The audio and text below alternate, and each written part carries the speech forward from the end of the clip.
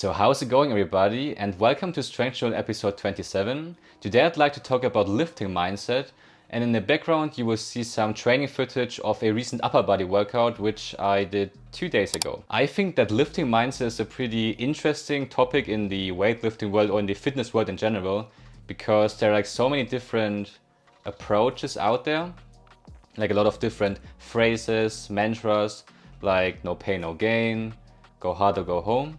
And I think everyone kind of has like a lifting mindset, but sometimes it's just like hard to put it into words. So for me personally, I just recently was able to put my lifting mindset into a full sentence, but I think that I had that mindset for a pretty long time. I just wasn't able to put it into just a full phrase. So my lifting mindset is don't move the weight, dominate the weight. Moving a weight and dominating a weight are not the same thing. And I would like to explain it by giving you an example. Let's say we have two people training in the gym and both of them are doing dumbbell incline bench press. I chose the dumbbell incline bench press because it's a very popular exercise, and I think the exercise is suited perfectly for explaining the difference between moving a weight and dominating the weight. So we get two persons. Person A is moving, let's say 40 kg for 5 repetitions. This person is just letting the weight free fall on the eccentric, so it's just bouncing onto their chest, and then they're pressing up the weight somehow by also using some other muscles. Their back is coming off the bench, they're using a lot of the delts, it's kind of uneven, but they are moving the weight. They are able to complete the 5 repetitions successfully. This person moved the weight. The second person uses 20 kg, let's say also for 5 repetitions, but this person is able to control the weight down on the eccentric, is able to pause maybe for a split second at the bottom, and then can press up the weight by using mostly their chest, of course also some front delt, some triceps, but it's mostly their chest which they are using for pressing up the weight. This person is dominating the weight. Dominating the weight for me means a couple of things. So one would be to have control on the eccentric. I'm not talking about like slow motion repetitions. I'm just talking about being able to resist the weight from just dropping down and being able to control it on the way down. The second thing would probably be pausing for a split second at the bottom position. So in a dumbbell incline bench press, instead of letting it drop down and then bounce back up, it would be controlling it on the way down, pausing for a split second, then going back up. That would probably be my second criteria for dominating a weight.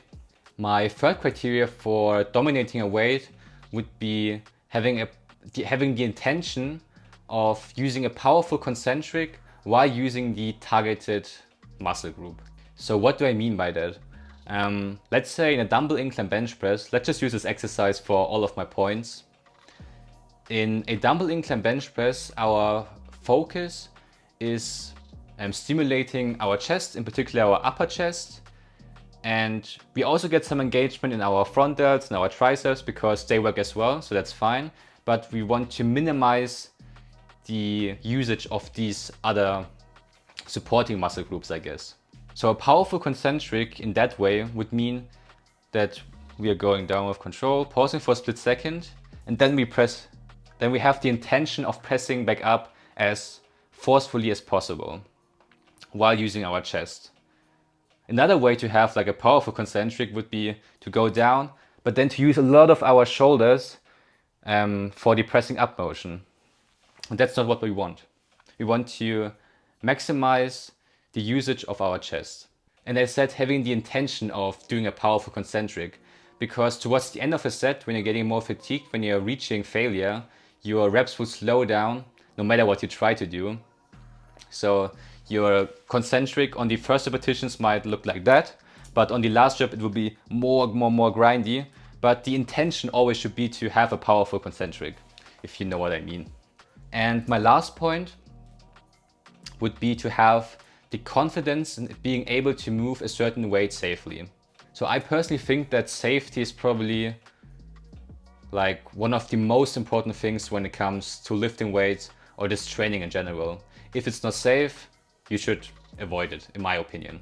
When you're choosing a weight for the exercise that you're about to do and you're already thinking like, oh, I'm probably not strong enough to move that weight, I'm probably gonna hurt myself. There's just like a high risk of injury.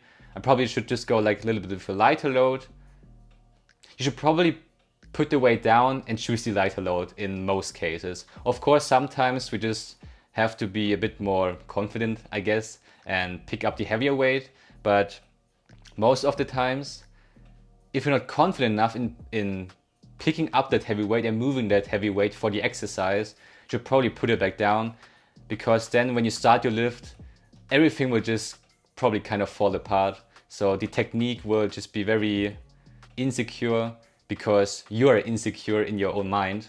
So I would say to just put it back down and use a weight which you can move with confidence. Now, is dominating a weight better for hypertrophy than, I guess, just moving a weight? And the answer to that question is that there is probably no significant difference between those two when it comes to getting great results for muscle growth if you're pushing hard enough. Now you might ask, okay, so if there's no difference, then why should I even try to lift something with more control if I could just pick a heavy load and move that around if there's no difference? I think there are a lot of indirect benefits for lifting with more control, which make this lifting technique overall better for hypertrophy. One benefit would be that if you're trying to lift something with more control, you will probably choose a technique which stimulates the targeted area better. This doesn't necessarily have to be the case for everyone.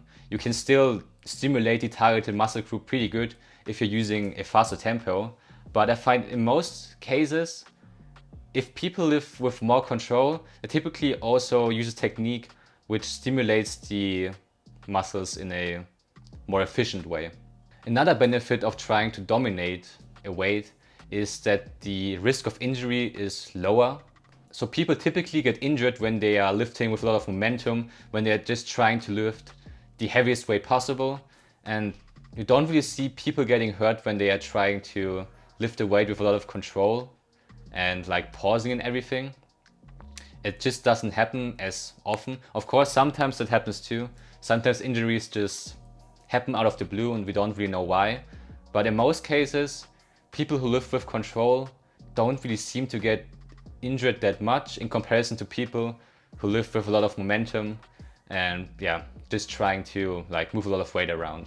I would say that these two benefits alone already make trying to dominate a weight a better way of lifting in comparison to just moving a weight around.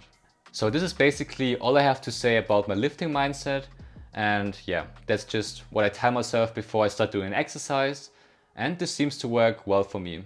Now, I would really like to know if you have a lifting mindset, and if yes, what that lifting mindset is, and also if you agree with what I said in this video. I'm always open for discussion, so if you agree or disagree, or if you just have some thoughts about this topic in general, just drop everything down below in the comment section, and I would definitely love to read that. That was Strengthjournal Episode 27. I hope you enjoyed it, and if you did, I would highly appreciate if you press the like button and subscribe to the channel. I will see you next time, much love, and see you on level 100. Peace.